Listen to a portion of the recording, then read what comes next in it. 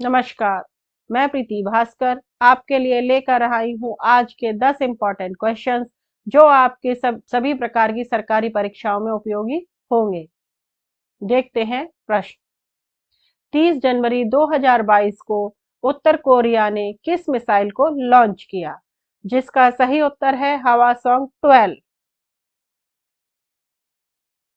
उत्तर Korea का परीक्षण कार्यक्रम नई हाइपरसोनिक मिसाइल के प्रक्षेपण के साथ शुरू हुआ और बाद में लंबी दूरी की क्रूज मिसाइलें, छोटी दूरी की बैलिस्टिक मिसाइलें शामिल की गई हैं, जिन्हें रेल कारों और हवाई अड्डों से लॉन्च किया गया था। चलते हैं अगले प्रश्न पर। मसौदा नीति कहां और किसके लिए तैयार की गई? जिसका सही आंसर है तमिलनाडु और वरिष्ठ नागरिकों के लिए।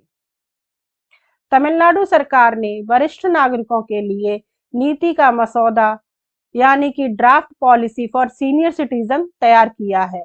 इस नीति के तहत सरकार की योजना शैक्षणिक संस्थानों, क्षेत्र विशेषज्ञों और नागरिक समाज संगठनों के साथ काम करने की है। यह नीति संविधान के अनुच्छेद 41 के आधार पर बनाई गई है। अगला प्रश्न। आदित्य L1 मिशन किसका अध्ययन करने के लिए लॉन्च किया जाएगा? जिसका सही आंसर है सूर्य। इसरो द्वारा वर्ष 2022 में सूर्य का अध्ययन करने के लिए आदित्य L1 मिशन लॉन्च किया जाएगा। इससे सूर्य के कोरोना यानी कि द्रव्यमान और निकट अवरक्त किरणों, क्रोमोस्फियर यानी कि अल्ट्रावायलेट, सूर्य के प्रकाश मंडल और सौर हवाओं और फ्लेयर्स, सौर उत्सर्जन और कोरोनल मॉस इजेक्शन का अध्ययन करने के लिए लॉन्च किया जाएगा। यह सूर्य की 24 घंटे इमेजिन भी करेगा। चलते हैं अगले प्रश्न पर। विलेज ऑफ एक्सीलेंस का निर्माण कौन से देश करेंगे? जिसका सही आंसर है भारत और इजराइल। 28 जनवरी 2022 को केंद्र सरकार ने 12 राज्यों में लगभग 150 गांवों को उत्कृष्ट गांवों यानी कि विलेज ऑफ एक्सीलेंस में बदलने के निर्णय की घोषणा की। लेते हैं अगला प्रश्न। हाल ही में दिल्ली सरकार ने किसानों को मुआवजे के रूप में कितनी धनराशि निर्धारित की है? जिसका सही आंसर है 20,000 रुपए प्रति एकड़। किसानों को बेमौसम बरसात से जो नुकसान पहुंचा उसके लिए राज्य सरकार ने लगभग 29,000 एकड़ के लिए कुल 53 करोड़ रुपए आवंटित किए हैं। चलते हैं अगले प्रश्न पर। फेडरेटेड डिजिटल आइडेंटिटीज की शुरुआत किसने की? जिसका सही आंसर है इलेक्ट्रॉनिक और आईटी मंत्रालय। इसका उद्देश्य भारतीय नागरिकों की कई पहचान पत्रों को आपस में जोड़ना है, जैसे कि आधार, पासपोर्ट और पैन जैसी डिजिटल आईडी को जोड़कर एक नई विशिष्ट आईडी बनाई है। लेते हैं अगला प्रश्न। ऑस्ट्रेलियाई ओपन का 21वां ग्रैंड स्लैम खिताब किस खिलाड़ी ने जीता? जिसका सही आंसर है राफेल नडाल ने।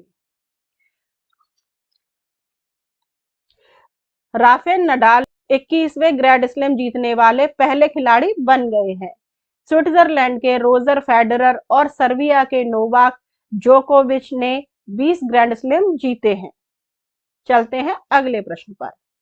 सियोमासा कोस्त्रो किस देश की पहली महिला राष्ट्रपति बनी?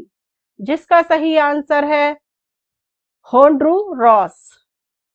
होंडुरास एक मध्य अमेरिकी देश है।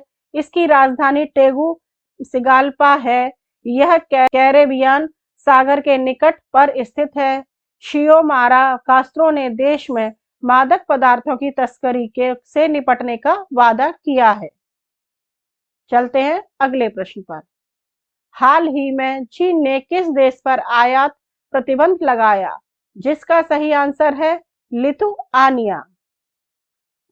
इससे पहले चीन ने ऑस्ट्रेलिया से शराब के आयात और नॉर्वे से सैल्मन मछली के आयात पर भी रोक लगाया था। जब भारत ने दलाई लामा को शरण दी थी तो चीन ने भारत के खिलाफ युद्ध छेड़ दिया था। अगला प्रश्न, भारत का पहला जियोलॉजिकल पार्क कहाँ बनेगा? जिसका सही आंसर है लम्हेटा, जबलपुर। लम्हेटा में जियोलॉजिकल पार्क इसलिए बनेगा क्योंकि यह स्थान भूगर्भीय दृष्टि से विश्व के महत्वपूर्ण स्थानों में से एक है। 1928 में विलियम हेनरी स्लीमैन ने इस क्षेत्र से डायनासोर के जीवाश्म की खोज की थी। यूनेस्को ने लम्हेटा को भू विरासत स्थल के रूप में मान्यता दी है। इस प्रकार की डेली जानकारी पाने के लिए हमारे चैनल को लाइक और सब्सक्राइब अवश्य करें। धन्यवाद।